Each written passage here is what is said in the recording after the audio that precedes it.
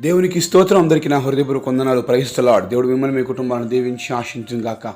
ఈరోజు దేవుడు మనందరి కొరకు తెలియపరిచిన అద్భుతమైన వాక్య సందేశం విందాం.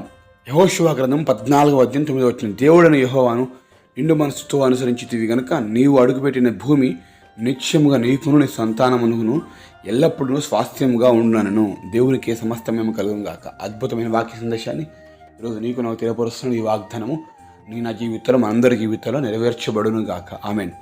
దేవుడిని మనం నిండు మనస్సు ఎప్పుడైతే సేవిస్తామో, హృదయపూర్వకంగా ఎటువంటి అనుమానం లేకుండా, ఎటువంటి ఈ సమస్య లేకుండా హృదయపూర్వకంగా దేవుని ఎప్పుడైతే మనం ఆరాధిస్తామో, అనుసరించగలుగుతామో, నువ్వు ఎక్కడ అడుగు పెడతావో అడుగుపెట్టిన భూమి నిశ్చయముగా నీకు మాత్రమే కాదు బిడ్డ, నీకును నీ సంతానమును ఎల్లప్పుడూ, కొద్ది రోజులు కాదు ఎల్లప్పుడూ సొంతం చేస్తాను అనేటువంటి వాగ్దానం రోజుస్తూ ఉన్నాడు.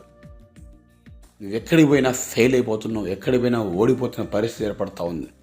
ఏది పట్టుకున్నా లాస్ అయిపోతున్నావు. నీవు అడుగుపెట్టిన భూమి ఎల్లప్పుడూ నీకు స్వాస్థ్యముగా ఉండును. ఆమేన్. ఈరోజు దేవుడు ఇస్తున్న గొప్ప వాగ్దానం ఇది. నిజమే అండి. మనం అడుగుపెట్టిన ప్రతి చోటును దేవుడు ఇవ్వాలి అంటే, ఏ ఇంటికి పోయినా ఆ ఇంటి వారు నీతో సామరస్యకంగా మాట్లాడాలన్నా, నువ్వు ఏదైనా బిజినెస్ ఏదైనా ప్రారంభిస్తే దాంట్లో నీకు లాభం కలగాలన్నా, ఏదైనా జాబ్కు నువ్వు అప్లై చేసినప్పుడు, ఇంటర్వ్యూకి వెళ్ళినప్పుడు అక్కడ నీవు గెలవాలన్నా, అక్కడ నువ్వు ఉద్యోగం పొందుకోవాలన్నా, ఏదైనా ఎగ్జామ్ రాస్తున్నావు దాంట్లో నువ్వు మంచి రిజల్ట్ ఉత్తీర్ణత పొందుకోవాలన్నా, ఏదైనా కొత్తగా పని ప్రారంభిస్తున్నావు దాంట్లో నువ్వు సక్సెస్ అవ్వాలన్నా, ఏది చేయాలన్నా, నువ్వు అడుగుపెట్టినది నీకు దేవుడు ఎల్లప్పుడూ స్వాస్థ్యంగా ఇవ్వాలి అంటే, దేవుడు చెప్తున్న ఒక మాట ఏంటంటే, నీ దేవుడిని నీవు నిండు మనసుతో, ఏ మనసుతో? నిండు మనసుతో, సగం కాదు, నిండుకుంట తొనకలు అంటారు కదండి, ఆ టైపులో. ఒక పడ మీద కాలు, ఇంకో కాలు, 2 పడవ మీద కాలు వేసిపోతే మునిగిపోతాం. నాకు దేవుడు కావాలి, దేవుని వాగ్దానం కావాలి, లోకం కావాలి, లోక స్నేహం కావాలి అనుకుంటే నువ్వు ఎక్కడ పోయినా లాస్ అయిపోతాడు, ఓడిపోతా ఉంటావు. ఈరోజు చాలామంది అనుకున్నది సాధించలేకపోవడానికి కారణం ఏంటంటే నిండు మనస్సుతో ఆరాధించకపోవటమే. నిజంగా గమనించండి, నిండు మనస్సు అని అంటూ ఉంటాం, కానీ నిజంగా నీలో ఉన్నదా? హృదయపూర్వకంగా దేవుణ్ణి, అంటే ఏ ఇంకొక చెడు ఉద్దేశం అలవాట్లు లేకుండా మరి దేవుడు ఎలా కార్యం చేయగలుగుతాడు? నా కుమారుడు, నా కుమార్తె అని దేవుడు ఎలా నిన్ను అనగలుగుతాడు? ఆయన కోసం ధైర్యంగా నిలబడలేవు, ఆయన కోసం నువ్వు ధైర్యంగా పని చేయలేవు, దేవుని నామని ఘనంగా ఒప్పుకోలేవు. అలాంటప్పుడు దేవుడు ఎలా సహాయం చేయగలుగుతాడండి? కానీ దేవుడు ఇస్తున్న రోజు వాగ్దానం ఏంటంటే, నిన్ను క్షమించి మరలా నీకు కావలసిన ఈవులను దయచేస్తాను. ఒకసారి నిండు మనసు ఆయన తిరగలుగుతావా?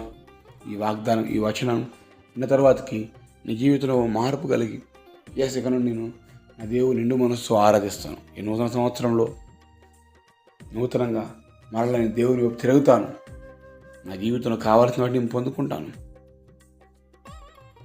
అనేకులకు సాక్షిగా ఉంటాను అనే ఒక తీర్మానంతో నువ్వు ముందుకు సాగితే, తీసుకొని తీర్మానం పడిపోకున్నట్లుగా స్థిరంగా ఉండగలిగినట్లయితే, నిశ్చయంగా నువ్వు అడుగుపెట్టిన ప్రతి స్థలం, అడుగుపెట్టిన ప్రతి చోట గొప్ప సంతోషాన్ని, సమాధానాన్ని, ఆరోగ్యాన్ని, ఆశీర్వాదాన్ని నా దేవుడు నీకు ఇచ్చును గాక. ఆమేన్. అవునండి. యేసయ్య నమ్మిన వాడు ఎప్పుడు సిగ్గుపరచబడడు కూడా. కారణం, దేవుడు నమ్మావు, నిండు మనస్సు ఆయన ఆరాధిస్తున్నావు కనుక. పరీక్షలు, పోరాటాలు, శోధనలు ఎన్నెదురైనా చివరి చివరికి గెలిచేది దేవుడు నమ్మిన వ్యక్తి గెలుస్తాడు. ఓడిపోడు ఎప్పుడు కూడా, ఓడిపోనివ్వడు ఆయన. ఈరోజు మీకు ఇదే వాగ్దానం ఇస్తా ఉన్నాడు. ఆనాడు యెహోషువకి ఇదే వాగ్దానం ఇచ్చాడు. నిండు మనసుతో యెహోషువను ఆరాధించావు కనుక అడుగుపెట్టిన ప్రతి చోటు నీకు ఇస్తా అన్నాడు.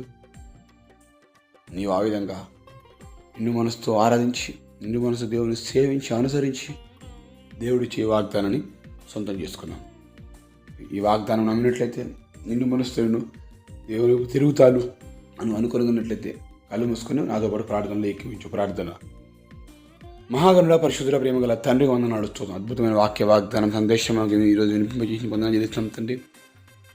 ఆనాడు యెహోషువ నిండు మనస్సుతో నిన్ను అనుసరించి సేవించినాడు కనుక తాను అడుగుపెట్టిన ప్రతి భూమిని ఎల్లప్పుడూ స్వాస్థ్యంగా ఇచ్చినట్టుగా ఈనాడు మా జీవితంలో కూడా గొప్ప కార్యం జరిగింపచేయండి. మేము ఎక్కడ అడుగు పెడుతున్నామో, ఏ పరిస్థితి మధ్యలో, ఏ భూమిలో, ఏ ఇంట్లో, ఏ చోట, ఏ జాబ్లో, ఏ బిజినెస్లో, ఏ ఎగ్జామ్లో, ఏ ఉద్యోగాలలో మేము అడుగు పెడుతున్నామో ఆ చోట నీవు మాకు ఎల్లప్పుడూ సంతోషాన్ని దయచేయండి, సమాధానాన్ని దయచేయండి, ఆశీర్వాదం, ఆరోగ్యం దయచేయండి వేడుకుంటున్నాం. కృప నుంచి కాపాడండి. మా జీవితంలో ఉన్న ప్రతి కష్టము, బాధ, బలహీన నుంచి విడుదల చేసి మీరు మహిమా ఘనత ప్రభావం అందుకున్నాను. యేసు నామములో కృతజ్ఞతలతో అడిగి వేడుకొని పొందుకుంటున్నాం మా ప్రియ పరలోకమందున తండ్రి. ఆమేన్.